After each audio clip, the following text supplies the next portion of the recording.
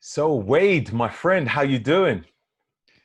Just living the dream, as they say, under extraordinary circumstances. So here we That's are. cool. What you doing in your free time these days? It seems like a lot of people have free time, isn't it? We've been at BiOptimizers. We've been using this time where we can't interact or travel or much to actually just produce more, do more, develop more. We've I think we've launched. I think in the last this year will be like 12 new products, a new magazine. We're coming out with a new book, Biological Optimization Blueprint, the updated and upgraded version of that. We got blood sugar stuff coming. We just cracked the code on brain modulation with nootropics. So we're really rocking and rolling at BiOptimizers because we got nothing better to do than to be in the lab and be in the creative zone and growing with that. So just making the best out of extraordinary circumstances. That's incredible. So many people have been struggling during this time saying, oh, I've got nothing to do. And I don't know, maybe because they can't travel, they feel restricted. But I think during these times, it gives you, I don't know, it really gets you to start being as creative as possible. You have to use whatever resources you have around you and maybe start working on new projects like what you guys have been doing, which is amazing. I've noticed that there's two types of people that I would categorize a lot of people that have fallen into during this pandemic crisis, whatever you want to call it. And that is there are one subset of people, actually most of the people that I spend most of my time with, and that is if they have used this time to create new breakthroughs, self-development stuff, produce books, and do all sorts of extraordinary things where they found a way, hey, I never got the time to do this, now I'm going to do it, and they've gone forward. And then there's the other people who I think have really struggled because they're waiting for some external force to give them the okay to get back to work or get back to life or get back to normal or whatever the new normal or whatever those slogans that are sliding around. But the reality is this: we don't know how long this is going to last, and we don't know how long we're going to be here on the planet. We just don't know. So all I know is that every day goes by, I get closer to the finish line of physical existence in this domain. And I don't want to waste any of that time that I have within the parameters that I have to express it. I'm only going to be this age at a certain time. I am aging. There's a certain level of degeneration that's happening. As a former athlete, I understand, I think as a former athlete, you get really clear early on in life, and probably earlier than other people, that there is a kind of like a rising ascension of your physical capacity into some sort of peak. And maybe that's close to your potential, maybe it's not. And there is a clear and definitive decline afterwards that is undeniable and is known by every person in the world. And I think most people don't actually realize that until they're late into their middle age. And I think the benefits of being a former athlete is that you become clear about how short the windows of life really are. Yeah. Oh, you really do. You really do.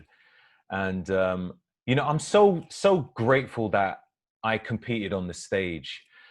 At first it was kind of a challenge for me to kind of, because I was very introverted and I wanted to find it as an opportunity to kind of break out of that shell, to just try to, just be a bit courageous, really. It was scary, but because it was scary for me, it was like, I need to do this. And I think on our previous discussion or previous chat, it was you asking me questions about like my competitive background. And during that chat, I learned that you had competed yourself and you were, I think, 3 times all natural bodybuilding champion, isn't it? Yeah. Went to the Worlds a couple times and discovered that I could get to the room, but there were people in that room that I would never beat no matter what. But I got to realize my own potential, and that turned out really good and launched my career. That's awesome. So tell me about your whole competitive career. Like how did you start? Yeah. When I was 15, I got inspired um, by a series of events that changed my life forever. Number one, my parents moved to a very rural area. It was 55 miles away from a town, 5 miles to my nearest neighbor up a dirt road on a mountain, and the power lines and telephone poles ended at my doorstep. I used to say we lived so far in the woods, you had to pipe daylight into us. And my parents were the caretakers for a very wealthy businessman that owned this private resort. So they took care of the property. And I was removed from my local community, my friends group, all that stuff. So I had a lot of time by myself, which I wasn't very happy about at 15. The second thing that happened is my sister, who was 4 years my senior, got diagnosed with Hodgkin's disease, which was cancer of the lymph nodes. And I watched her go through the medical model for 4 years before she died at the age of 22, very young. So what happened there is the tragedy of that led also for me to realize is that you don't know how your health isn't a guarantee and your life is not a guarantee. So I determined at that point I was not going to live life like it was going to go on forever, that I was going to take chances and risks. And that got me into all kinds of trouble. But it also got me into an extraordinary array of experiences. But during this time, and this all happened in a very short period of time, when we moved there and she got sick, she gave me a bodybuilding magazine. And it had Troy Zucolato on the cover, who had just won Mr. California, two pretty girls in bikinis and driven mad at testosterone. I'm like, oh, wow, maybe if I could get girls like that, if I had all those muscles. And, I bought the Joe Weider lie, as I like to say. And I began training. And during that process, of course, I ran into none other than Arnold Schwarzenegger through his books and magazines and articles. And of course, he was the most famous and successful actor at the time. And he had won all these Mr. Universe contests and Mr. Olympias, and he developed a career and become wealthy, successful, famous. And in his book, Education of a Bodybuilder, he wrote, you can achieve anything in life if you have hard work, self-discipline, and a positive attitude. Well, everybody I knew worked really, really hard. Nobody had a positive attitude, or very few people. And if they did, they were suspect. And self-discipline was not anything that anybody I had ever even heard of, And so by implementing that philosophy in my life, starting working out in my gym. So my very first 4 years of training was literally in a barn. Sometimes my hands would freeze to a bar. But I had this clear vision that I was going to compete in the Mr. Universe. I was going to have a supplement company that sold products around the world. And I was going to live in Venice Beach, California, just like Arnold was. And because he became my icon of what I was trying to achieve and go for. Now, I didn't win the Mr. Universe. And it took me 32 years to get to Venice, California. It took me another 20 to start my company. But all those things did eventually come true. And so I do believe that the power of a strong vision and either the stubbornness or stupidity to continue following that despite outrageous obstacles is the pathway for humans to develop to their ultimate potential. That's incredible. That's so true. So, so, so true. And it's quite amazing as well that it there could be one person who just gives you a vision, gives you a bit of hope. And it's maybe just a few words, what one person says, and then that is it. For myself, I lived in I could say, poverty-stricken neighborhood. I lived with my dad, and he wasn't the most positive person, but you could say I had like one mentor that gave me a vision that I could do something with myself, and that's all I needed. And he used to bodybuild in his garage. I was too young to go to the gym, but I'd go to his garage and lift some weights. And it was someone who was older than me who was making it happen, and it made me think, well, I can do it. Because he's here to mentor me. So why not? I think that's fascinating. I think it's really important. And if you look in, one of the things I like to do is I like to read the autobiographies of successful people or world influential people or people that made a difference in the world. Mm. And without a doubt, every one of them have experienced extraordinary obstacles at some point in their life, like obstacles that are just, that may have lasted for decades. Could be health issues, could be poverty issues, could be educational or economic. Like there's all sorts of challenges, but there's always, like you said, there's somebody in their life at some point that influenced them in the way that allowed them to say, you know what, I can do this. I can be more than what my circumstances are right now. And I think that's the hero's journey, which has been as old as time itself through all the tribes, from Joseph Campbell or Gene Houston have so eloquently orchestrated and recorded and showed all the different versions of it. But I think in today's world, where we're living in such a technologically advanced world, where everything is so easy in a lot of ways, and the challenges that we face are mostly, they're not the challenges that our ancestors faced. And I believe we've become a little bit soft. And I think it's important for us to find ways to push ourselves, to find our limitations, to find our obstacles, and find our challenges, whatever that may be. And it's going to be different for either every person. Some people are physically gifted. Some people are mentally gifted. Some people are emotionally gifted. Everybody has talent and everybody has liabilities. Can you find the latent talent within you? And do you have the courage to pursue that to its most furthest expansion within yourself? And I think that's the mystery of being a human, and what we can do and hope, and only hope for ourselves and for our children to come. Yeah. I think, yeah, so many truths to what you said there. Especially, I think this world is so soft, man. So soft. If somebody makes a comment on social media, I see other people getting all offended and crying about it. Yeah. Are you for real? Really? I just can't believe people. People are crying over some dumb shit. But I find that sometimes I do have to manufacture sort of difficult situations to make sure I don't fall into a kind of comfortable normality. I don't want to be too comfortable. And this is one of the reasons why I wake up super early and I'll go for a cycle. So I purposely don't wear much clothes, and it's around 7 degrees Celsius at the moment.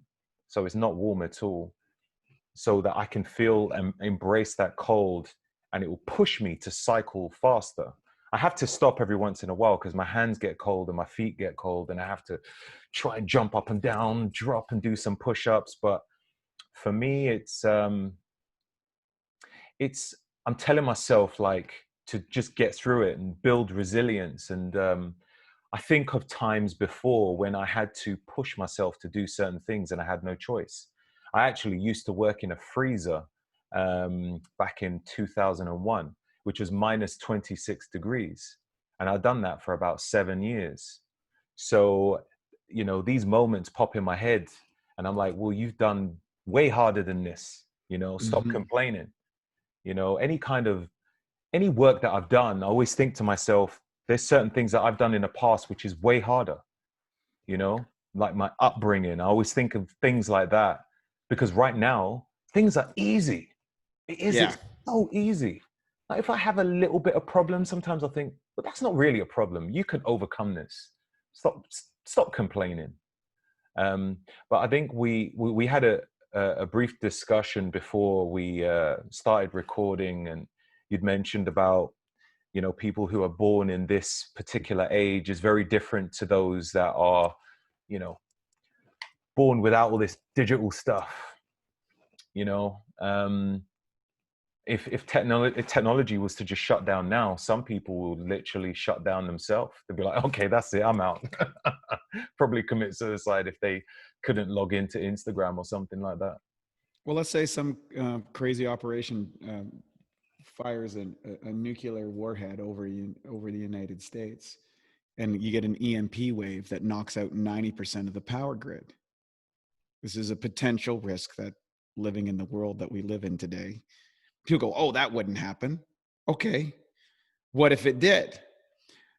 If we look at the interdependence that we have on energy consumption, electrical transportation, like there's so many layers of complexity that's built into society that makes it very simple and easy for us to operate, that you can literally live your life not really knowing anything about except the punchlines to the best sitcoms that you've been spending most of your life observing in a television. And Mhm. so we are living in these privately curated, algorithmic mental prisons that are curated directly to your likes and dislikes. And anything that's outside of that, you need to move away from so that you get more of what you want. That's just the way the nervous system and our brains. So I think these are the unintended consequences of technological innovation. And we were laughing about it before. And I'm happy to be the last of the Mohicans that they study, because I've rejected a lot of the things. And of course, I find it ironic that I have a digital-based company. I have no business of having a digital-based company. I'm a real-world kind of guy. I like to throw barbells around, and I like to do experiments with nutritional supplementation and get out there and feel things. But I also feel the same way. I feel like I'm getting a little soft. I'm getting things are a little easy, and it's like, I don't know how good that is. I always like Marvin Hagler. I was a fighter. He was a superstar fighter back in the day. And at the peak of his career, he retired. And they interviewed him. They're like, Marvin, like, you're at the top of your game. You've worked all your life to get here. And like, why are you retiring? He says, it's really hard to get up at 6 a.m. and go running when you're wearing silk pajamas. He said, in his sport, which is combat sport, which is the highest risk that you could imagine. Like you're in there with essentially a killer that could, with an ordinary person walking into the ring with a professional martial artist, an ordinary person would be killed rather easily. Mm. To train yourself to handle that kind of environment and that kind of abuse, you need to be able to be doing hard things literally all the time to keep yourself sharp and focused. Yeah. I think if you listen, Jocko Willink, who wrote Extreme Ownership, the highly decorated Navy SEAL, and you hear his psychology of how he approaches things. And, he gets out of the military. He's killing it in business. He's killing it in his podcast. He's killing it in all these areas of life because this stuff is actually easy compared to what he's done before. And he would be the first guy to say, yeah, I'm getting soft. I'm getting weak. You know what I mean? Because he feels he's on the descent, but he's leveraging the skills from the hard times to apply to these other areas, which are extraordinary level of feats of accomplishment. He's got a manufacturing company, a book thing, a consulting business.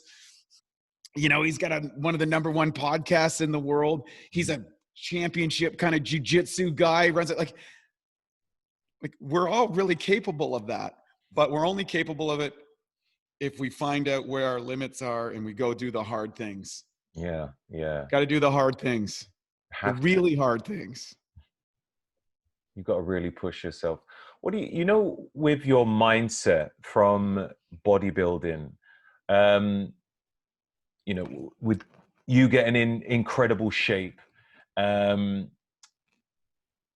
you think that it's challenging now for you if you was to decide to do that again? Yeah, 100%. And I'll tell you why that is. And I probably am more sophisticated about understanding the mechanics of it than ever before. But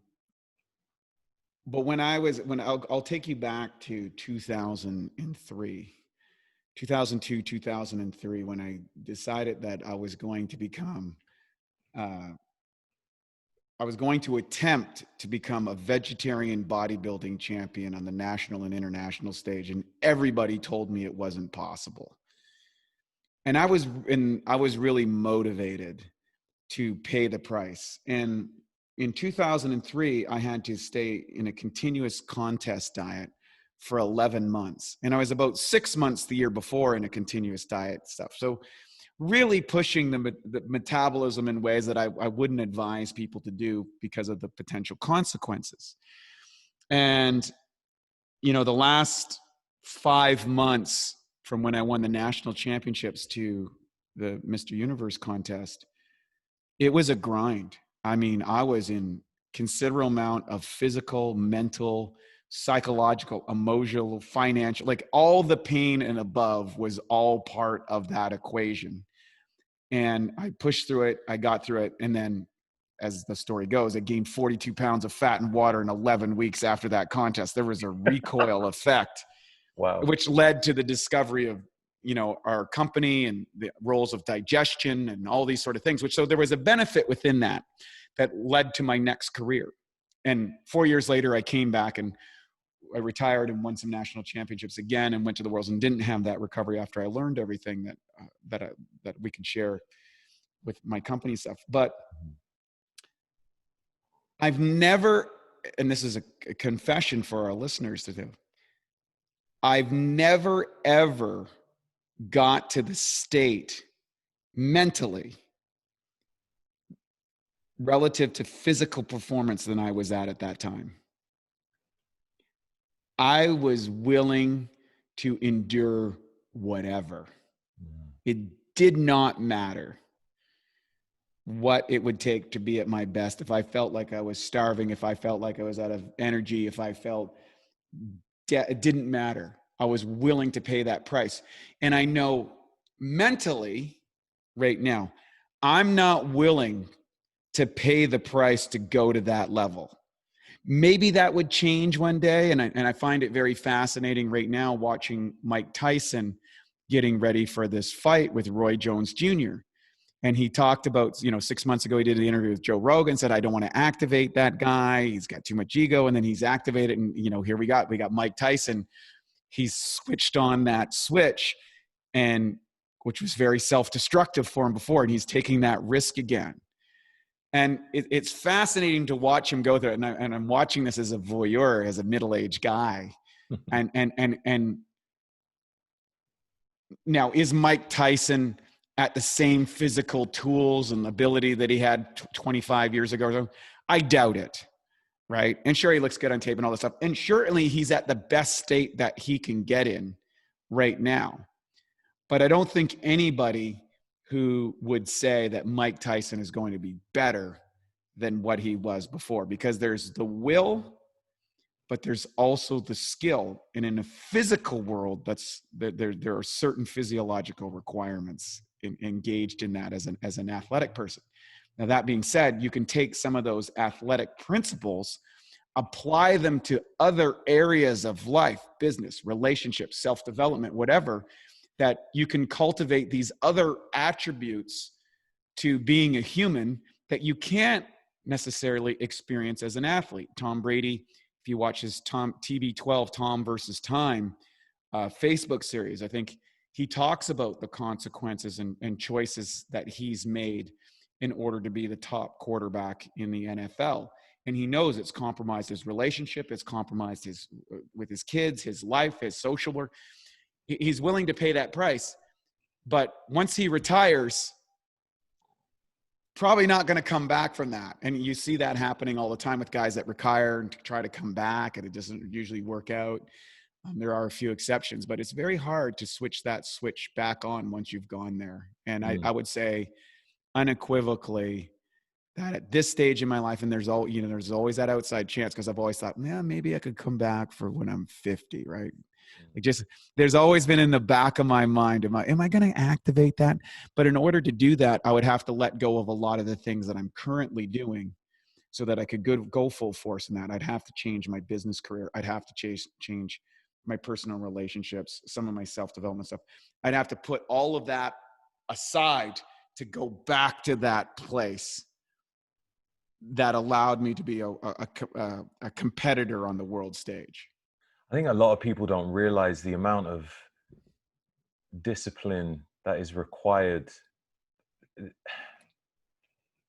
Like, I think once you've been on the stage, everything else in comparison is damn easy. 100%. And that's the advantage of doing that thing. Yeah. I say to people, look, pick the hardest thing that you can possibly think of doing that you're interested in doing, and go do it. Yeah. Because once you stick it out for however long that is, everything else gets easier. Mm. There's a book by Brian Tracy called Eat That Frog, which is pretty interesting. He just talks about doing the hardest things first, you know, the most difficult stuff, because everything else is easier in comparison. Sometimes it can work out that way, but sometimes the hardest things are not necessarily urgent. So it doesn't always work out that way. It's not urgent, so it's hard. I don't necessarily need to do that. But sometimes it's good for your own resilience factor to just make you a bit stronger to deal with other stuff.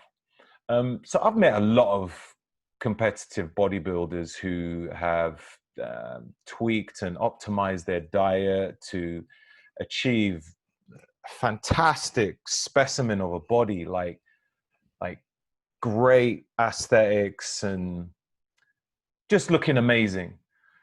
But the thing is, what I find with a lot of people who get in incredible shape is they focus more on body composition than actual micronutrients or just minerals, healthy food itself. You know, I find that a lot of people that have a six-pack and easily have a six-pack, they see it as long as I don't put on body fat, then I'm okay. I can pretty much eat whatever I want. Have you come across people like that?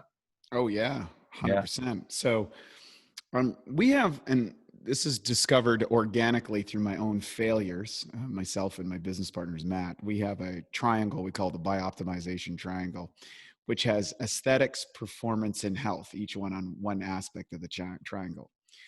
So bodybuilding is a unique sport in that the performance is correlated with the aesthetics. So how aesthetic you are is related to the performance factor. So you have two sides of the triangle, because most people get into fitness. Why? Because they want to look better for the opposite sex, or there's the sex that they're interested in, I guess I have to say now. Yeah. Right? It's total vanity. Let's just face it. It's just vanity, and that's just a normal aspect, I think, of the developmental nature of what it is to be a sexual being on the planet.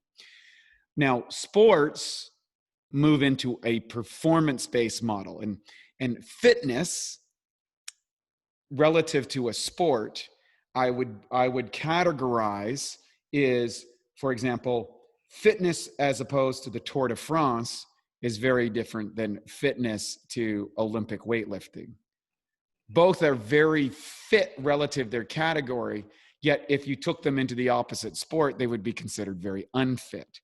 So fitness is a component of performance. In the bodybuilding world, that one part of that is aesthetics, part of it's body fat, part of it, muscularity, all those kind of components, aesthetics, size, shape, symmetry, all that sort of stuff, and how lean a person is are the component factors, which makes a certain visual image for people.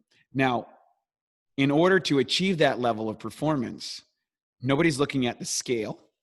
Nobody is looking at what is the concoction of supplements, drugs, training methods, or whatever that allowed that person to get there. And that's all taken in within the individual genetics of that particular person. I am not going to play center in the NBA no matter how many times I want to jump. If you put me beside Shaquille O'Neal, sorry, we're not equal. We're not equal. It doesn't mean that we're not valuable, but we're not equal human beings. And everybody has an innate physical, emotional, psychological ability. Most people never tap into even close to what their potential is. But what happens in the pursuit of aesthetic ideals, I want to be an Instagram model, or I want to be a competitive bodybuilder, or I want to compete at the CrossFit Games and win, whatever the parameters are, just using those as examples. We set ourselves up for an external representation of what performance is. Those tests aren't looking at the metabolites in the system. They're not looking at the toxicities in the system. They're not looking at the damage to the nervous system or the muscular system or anything else. It's all about what you look like or how you can perform on any given day, regardless of the outcome. And there was an interesting study that happened during the Dublin Inquiry. The Dublin Inquiry happened when the famous Canadian sprinter Ben Johnson tested positive for steroids, I believe, at the 1988 Seoul Olympics. And I had a professor at university who was part of that inquiry. Oh, really? Yeah. And what was fascinating that came out of that, they did a study of Olympic athletes. And they said, if you could take a drug that you would not test positive for, and that you would be guarantee you to win the gold medal, but you had a 95% chance of dying within the next 5 years, would you take it? And the results was 95% of the athletes at the Olympics said they would. Wow. And so I went back to the interviews where people after their career talked about the Ben Johnson, and there was Carl Lewis and Linford Christie and all these different guys that were just phenomenal track athletes. And I know you've done a bit of track yourself, so you could probably remember and relate to these guys. And they were just extraordinary levels of athleticism. And I remember Linford Christie said it best. He said, yeah, I wish some of these golden halos would fall down and choke some of the people who are so down on Ben Johnson, because I believe that every single person at that final was enhanced in some level that was not applicable to the rules. But gold medals are a form of performance that have an economic return.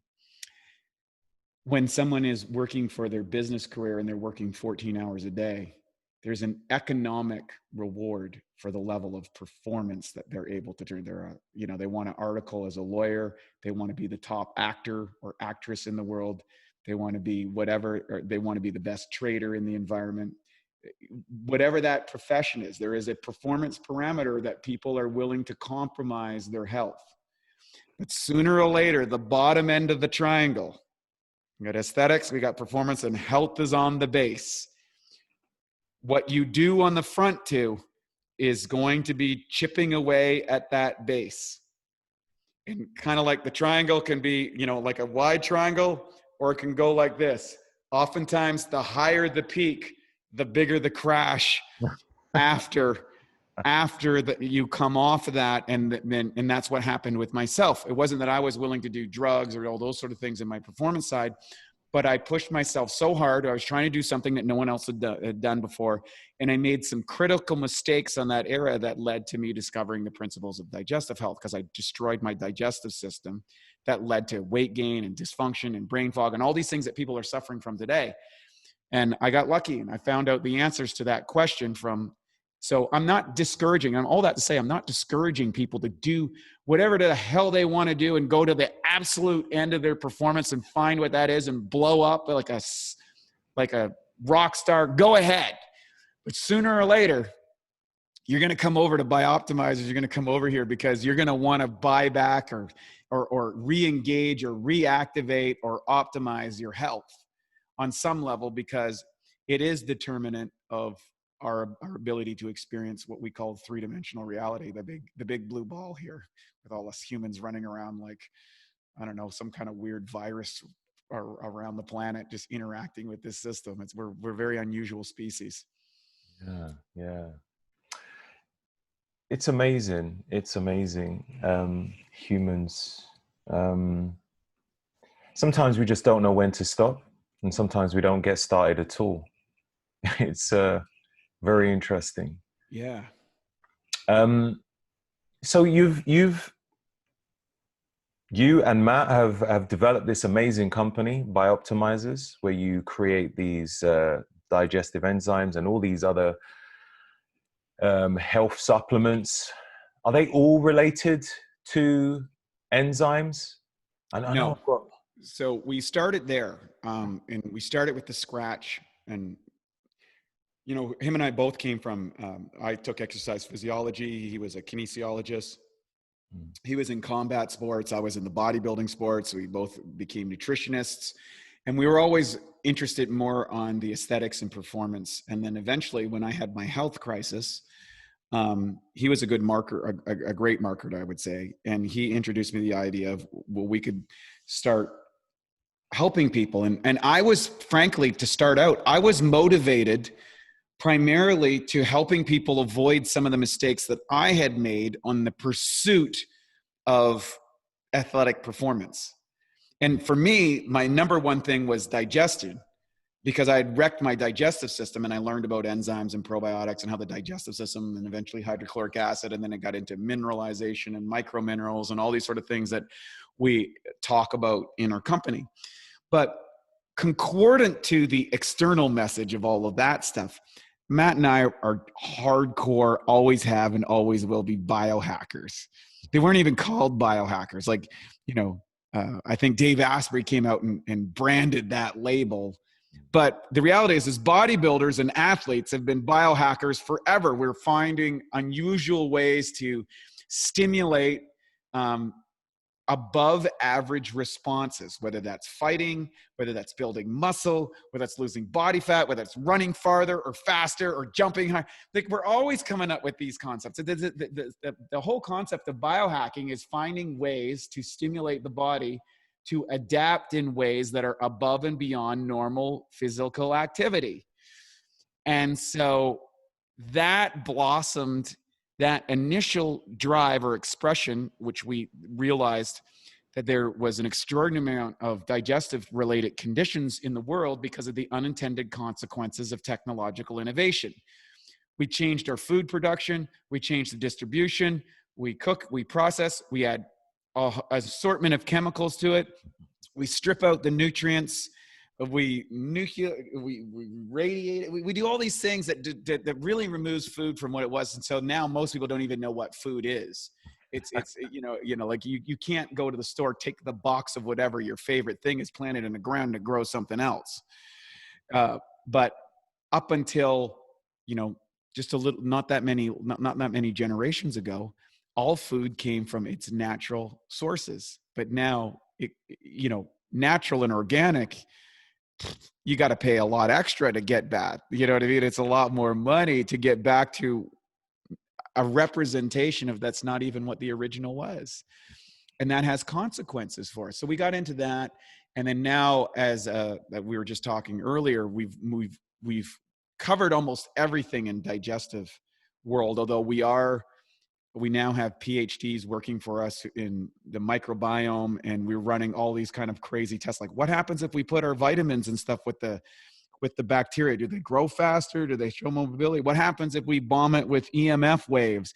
What happens if we add this toxin, or we add blue dye to what happens to these little bacteria? Because we have this symbiotic relationship with these bacteria, which are so essential to how our brain works, how our body works, how well we can lose body fat or build muscle, or all these things that we have to realize is what I call me, or what you call you, is the external component, but there's this internal symbiotic relationship with these microscopic organisms that if we didn't have them, we'd be dead. And that is a crazy thought, because it's kind of like, well, what is really you? Is the bacteria part of you, or are they kind of a separate entity? You can get into all these kind of existential questions if you're going to go down the philosophical side of it. But what we learned is what are the elements that enhance aesthetics, performance, and health? And what are the things that detract from that? And that's why we're launching our biological optimization blueprint, coming out actually anytime now, where it's going to the printers right now, to kind of allocate, here's how we systemically addressed a variety of challenges of the modern world, and how do you go about learning from the thousands of experiments that we've done, and very few of these actually worked. I might want to save people time. There's a lot of failures there, like horrific failures. And so it's to give people a framework. Start here and then keep testing for yourself. Yeah. I was going to ask you, what would you say that there is like, I don't know, like a enzyme starter pack for a person? Yes. Yeah. The number one product that we have from an enzyme standpoint was a product we could develop called Maszymes. It's 17 different enzymes, very high in proteolytic enzymes, because that seems to be the area where most people have inflammatory responses. and that is undigested proteins. It's a big problem in our health. It causes all sorts of inflammatory conditions. But also as a bodybuilder, keep in mind, I was trying to compete at the world stage on a plant-based diet with no plant proteins because I just couldn't eat enough protein. It's a hell of a lot of fiber. I spent a lot of time on the toilet. So it's like, God, how do I get more amino acids, which is what my muscles need? My muscles don't need protein. They need digested protein that is converted into amino acids for recovery. How do I get more of those to my muscles, given the limited parameters? And we started with that. And enzymes were part of the recovery process when I blew out my digestion. And nobody had developed anything for people who were working out or athletic side, or like they were, there was people with sick and people with various sort of complications and health-wise. But we were like, well, let's build something that'll help us, build muscle, improve our health, accelerate our recovery. And so we built it. And we've had 3 generations of that now. It's the newest version of it because we're always looking at improving things. And that's been one of our best sellers throughout time. And it's now become, in the biohacking community, the de facto #1 enzyme product in the world because of the care, the quality, and the design that went into it from original, because we designed it from a completely different set of parameters than anybody else went. And that's why I think it's gotten such a cult-like following. And we call it, it's enzymes for the masses. It'll digest just about anything. That's awesome. I've seen the videos where you've put steak in, I don't know if it was water with the enzymes. We put it in, it was actually vinegar. Vinegar. We put it in vinegar. Yeah, we put it in vinegar because we tried to create close approximation to hydrochloric acid. It's not really, but just to illustrate the effect of that, this stuff would actually break down meat in a cup. And we did. Incredible. And it was with vinegar, not even hydrochloric acid. So no, yeah. And see, normal through digestion, you're going to have different enzymes that are going to be activated and deactivated as hydrochloric comes into your digestive tract 30 to 60 minutes after. So what would happen inside your body would probably be 10 to 100 times faster and more effective than what happened in that cup, because we're talking of millions of years of evolution as opposed to a guy with a video camera and a cup of vinegar, Yeah. So, talk to me about Capex. I do love Capex. I use that every morning. Normally have that with some coffee, and I feel as though my energy levels do feel a bit lifted after maybe half an hour, possibly. Maybe a bit earlier sometimes. But yeah, take me through that. I know it's very good for people who are on a ketogenic diet. Are there any other benefits in using it? Any other diet types? Well, I'll give a little backstory to that product because it's kind of funny. So for those who don't know, Matt, my business partner, is a ketogenic guy, doesn't metabolize carbohydrates very well. And I'm a plant-based guy, couldn't digest fats very well. And I'm a guy that can sleep really easy. He's a guy that struggles with sleep, has to put a lot of work in.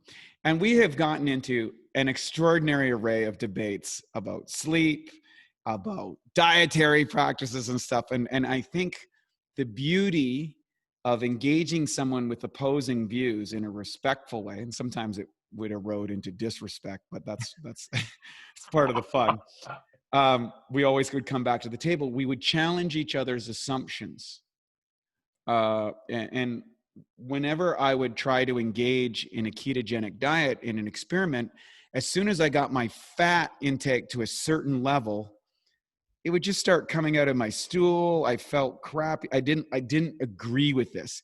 And for him, when his carbohydrates went up to a certain point, he became sluggish. His sleep didn't work out. He'd have and so we would debate this back and forth. So I said, well, dude, I can't do the ketogenic diet, man. There's fat in my crap, man. Doesn't work for me. So we realized that there was a variety of lipases, which lipases are the enzymes that break down fats.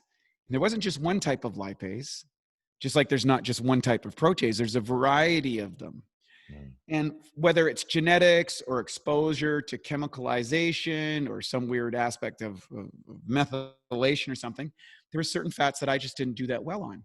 So he developed Capex to do three things: to improve the digestion absorption of fats, as well as the transport of those fats to the mitochondria, and then the improved function of the mitochondria to burn them. That was the design of it. We're going to go from, the whole design. And he made me try these in the blind. I had nothing to do with the development of that because he was determined to win this argument. This is an argument that lasted more than a decade. Have to understand. So he created these products. He went to our guys and crafted this stuff up. He says, "Hey, wait a minute. I want you to try this." I'm like, "What is it?" He says, "I can't tell you." I'm like, "What are you talking about? You can't tell me." He's like, no, this is an experiment. You got to try, right? I want you to try these things and see what you feel. So I went through the experiments and I got the energy stimulation. And then finally I said, "Okay, dude, well, what the hell's going on here?" And then he explained it to me and I'm like, "Okay, we're going to put this to the test. I'm going to increase my fat intake and see if I start getting the oily stools again, right?" And I said, that's kind of graphic, but I didn't. And I didn't have the weirdness that I felt. Now, that didn't mean I decided to go do a ketogenic diet, but I saw definitive results that I could metabolize, digest, and absorb fats better than I could before on it. Now, I take it every morning. I take a bunch of those caps first thing in the morning, and I like it because it seems, particularly on my fasting days, that I'm able to access the fat reserves in my body, and my blood sugar doesn't cave or crash, and I just feel a nice sustained energy. And so that's what I take it for, and I like it, and a lot of other people do as well. That's awesome. So is it more optimal for people on a ketogenic diet, or can others use it? Because like when people are asking me which digestive enzymes they should take, I'm just trying to think what is the best ones for what kind of purpose. Yeah. Generally, as an overarching rule, I would say masszymes are going to be the most effective for anybody. If you've struggled with the ketogenic diet, or you go through ketogenic flu, or any of those things that people have, chances are you're just not metabolizing fats very well. And I think Capex can be very good as an interactive component. I know a lot of people that have gallbladder issues and stuff do that. That they don't have the ability to produce the enzymes, that have bile issues or these type of things, that they find that by taking a cap or two before meals, they really notice a big difference in their ability to digest and absorb and utilize their food. So, so for ketogenic people, it's a godsend. And for people who have trouble digesting fats, but if you just want it as like an ergogenic aid, which I like to use it for in the mornings, I like to take it in the morning to kind of give that extra energy boost. It works great for that. So you kind of leverage it for what you want to do. You guys have some multivitamin drops as well, isn't it? Yes. So we developed Primergen vitamins and Primergen minerals, which contain 74 different trace minerals. And people go, "Well, why do you got all those trace minerals in it?" Well, for whatever reason, our bodies require all of these elements, and it's almost completely devoid of our food. And so by adding those in, I equate all of these little micro minerals like frequencies on a radio dial. And so this is 101, and this is 102, and this is 103. It's particularly the platinum group metals like gold and silver and palladium and all these other elements. And so I equate that the DNA acts like a Tesla coil that amplifies electrical signals inside the body, and that these elements are like the frequencies that allow you to experience a greater array, both of input and output from our cellular environment, because all communication, whether that's cell to cell or me to you, are related in our ability to express those electrical transmissions and convert them either into language or thoughts or feelings. And when one is devoid of these things, I think it impairs our ability to experience life as a fully functional human. And we added those in. We added the humic and fulvic shale, because that's how plants convert rocks into minerals. It's what biological organisms use, and we don't use any chemicals in order to extract those. And then, of course, we put in all the vitamins and components that people would need, so that it'd be simple and easy, and you could control it through a dropper. So, for example, it only stands to reason that a 300-pound lineman training twice a day for the NFL needs a different amount of vitamins and minerals than a 90-year-old, 82-pound grandmother living in a nursing home. And so this way we could control the dose that a person needs. And if you needed a little more, if you were sweating a lot, you could take a little bit more vitamins. If you weren't, or you weren't pushing yourself, you could take a little bit less, and can control that based on your own biological feedback. And then you can cross-correlate it with SpectraCell analysis or whatever you like. It's, the sky's the limit on how you want to test it. SpectraCell analysis? Yeah, so I think that's probably the state-of-the-art technology for looking at how well, not just like most testing, if they do vitamin and mineral tests in your body, they're just testing the blood. They're not actually testing how well your body absorbs and utilize the elements in your blood. And so a SpectraCell, they draw blood out of your system, they send it down to a place in Texas, then they spin it while they add all these different nutrients in it. And it allows them to tell two things. Number one, it allows them to see what is the actual deficiency within the cellular environment that you have. And it also indicates how well you absorb different vitamins and minerals. And so that way you can now get a complete snapshot of how, or not even a snapshot, almost like a movie picture as opposed to a snapshot of what elements that you need to focus on for your unique lifestyle and genetics, so that you optimize how many vitamins and minerals. Because I always say, every diet has advantages and disadvantages that oftentimes don't appear till months or even years down the road. When you're doing these tests, you can start to determine on a working movie model variances within your diet, and you can supplement. You can target your supplements relative to the deficiencies that you have with your own individual biology, and that has really accelerated the effectiveness and then shortened the curve to what we call high performance health. Because now we're able to say, hey, we don't have to spend, $5,000 on all of these things.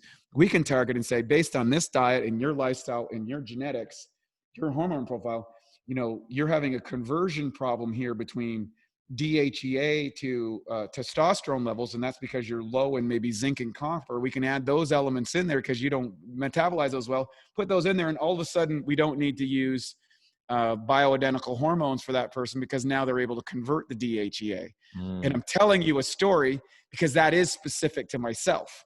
Right. Okay. That's a story that happened to me. I had these extraordinary levels of DHEA, and I wasn't converting it into its, there's these different hormone cascades.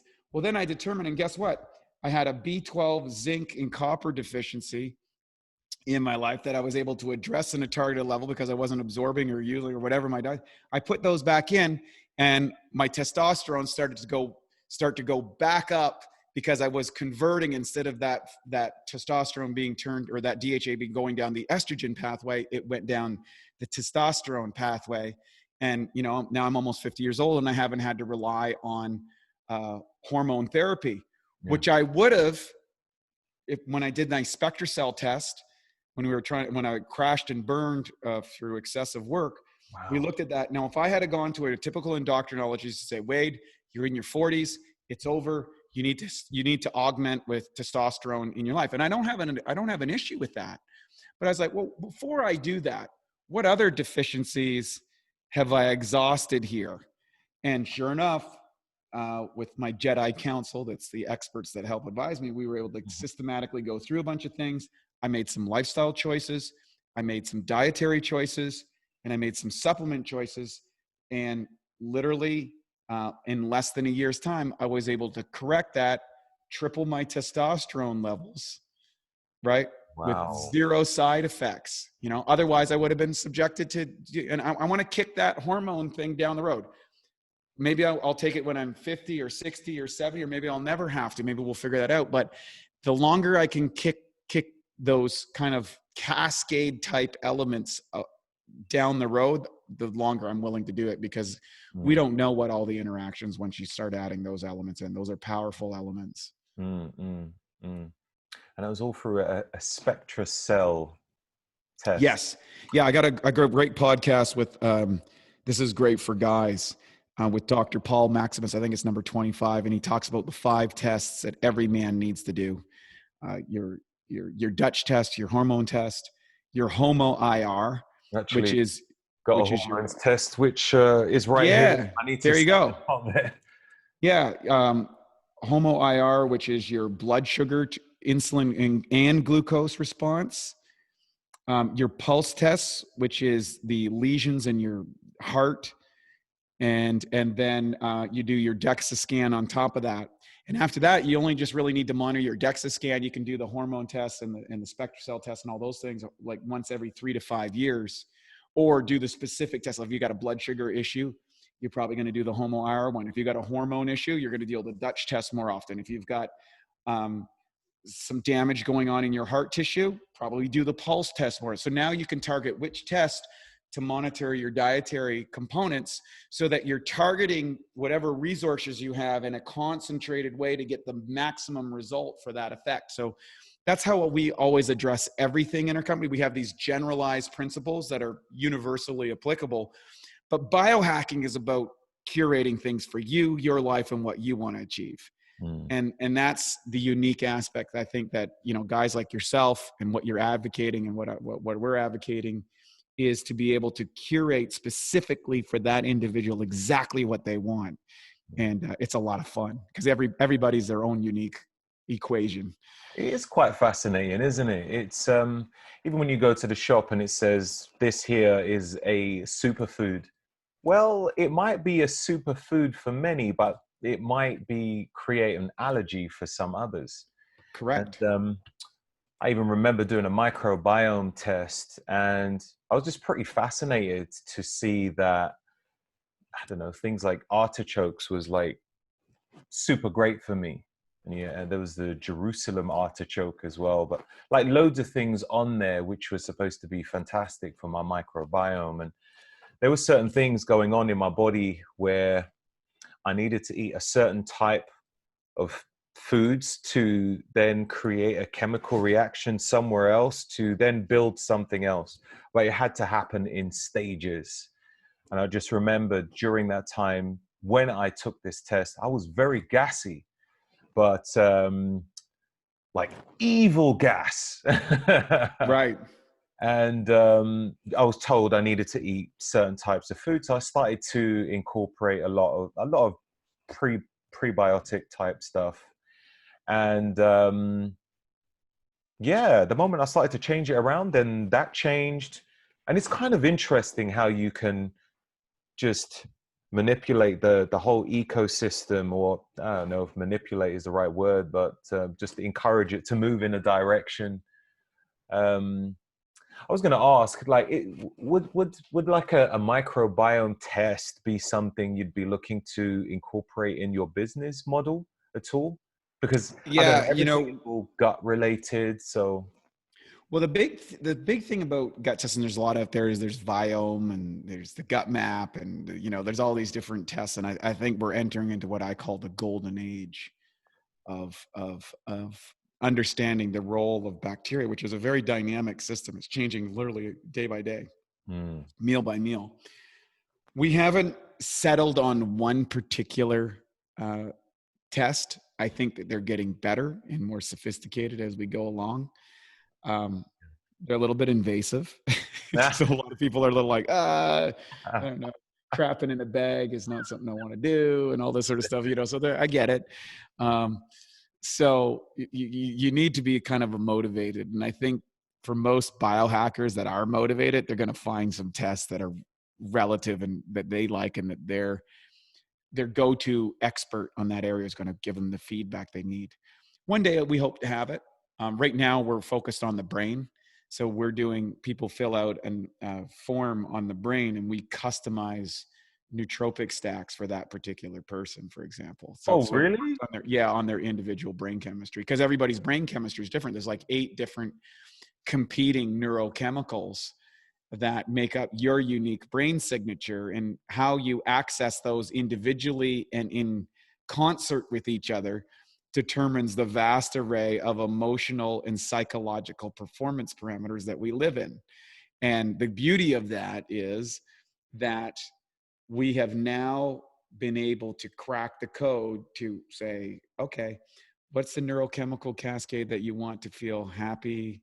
How do you want social influence? How do you want verbal acuity or deep levels of focus and stuff? And so we're entering into a whole new realm. And I think this is going to continue to expand in virtually all aspects. And that's where BiOptimizers is headed right now. We now got the traction, the resources, and the support of people that we can just keep hiring really, really smart people who are really good at what they do, and just throw crazy experiments that Matt and I dream up, and like, hey, what happens if you do this? That's so great. Is that the newest project that you're working on now? What's the newest product which you're currently working on? Yeah, so we just launched our nootropic webinar the other day, where we bring in our neurochemical expert. We call him Mr. Newts for reasons he keeps his identification obscure. Right. And he's cracked the code on it, and I'll give you the results. So the last 4 months since we were using his formulas for myself and for Matt, we increased the company 20% month on month. We've never worked harder, hired more, did more business, or grown the company faster, or produced more products than ever before with more ease and grace than we ever had. And then we were like, well, okay, well, we're getting the customized stacks this guy's building for us. How do we do this for the general public? How do we do that? So we talked to our friend, and he's like, well, if you guys filled out a form, and with that form, it's kind of like most people know the Braverman Test. The Braverman Test determines your neurochemical dominance inside the body. And you can go online for Braverman Test and get that. So we were like, well, if we could take the test that you use to determine a person's neurochemistry, and we could code that with our coders into a system where people can access it, where they could fill out the information, would we be able to customize and build nootropic formulations for that person's individual neurochemistry? And he says, yeah, we could. Can you guys do the programming? And we're like, yeah, we'll get the programmers to do it. So we built the programs for the interface to do that. And then now they literally make each cap one-on-one. Some of these have caps within caps within caps. Some of these have caps that go with different powders, because you need to hit it first, and then you need stimulation throughout the day to maintain that certain neurochemical. And then it gets really fun, because then you could take, like we do, you could take this one with this one and this one and get this result, or you could take that one and this one and that one for that result. And so we've built out different models for people to experiment with. And then the beauty of this is they give us the feedback on a month-to-month basis. Hey, I like this stack. I didn't like this one. This one was pretty good. Based on that, we retweak the chemistry for that individual to optimize it. So it's really, really exciting, and we're really jacked about it. We just had our first seminar last Thursday. It exploded with results. Our chemistry team is in the background making these things for people right now, and it's super fun. So I don't know where it's all going, but we're having fun doing it. And we're just, I've never felt so sharp, so alive, so focused than we have before. And it's never been easier than ever. And so this was a dream of ours 15 years ago. Yeah, and it's arrived. It's incredible. Just on this here, I'm just thinking, all right, so let's say, for instance, someone is interested in this nootropic. What do they need to fill out a form online first, and then piece it all together, and it's all customized? There's no generic, let's say Masszymes or Apex or whatever. So we have a generalized base formula in each one of these stacks that will probably release in a generalized formation. Right. As because we just did this. You just interviewed me literally a week after we completed all this stuff. So We have the general basis, and then the systematization. We have 3 different levels. We have like brilliance on demand, and then we have focus, ferocity, and then we have like we call world domination, which is the crazy people like us that just want to get up in the morning, take a new nootropic blend, grind for 12 hours straight, and go off and, you know, play athletics and, you know, hang out with their friends and all that sort of stuff. Like we're those type of guys. So we're over on the world domination side. That's not work for everybody. It's, you know, some people just want, hey, I need to be focused for this book, or I need to write this. That's great. Some people say, hey, I just want to be able to feel more comfortable in a social situation so I can get my thoughts and words to be unified. There's unique brain chemistry for that. And yeah, so we've customized it out for people, and we're getting that feedback to continue to tweak the formulations based on the feedback that we receive from the people who are using it. And it's really extraordinary times. And I will say all this too. I want to be clear and precise.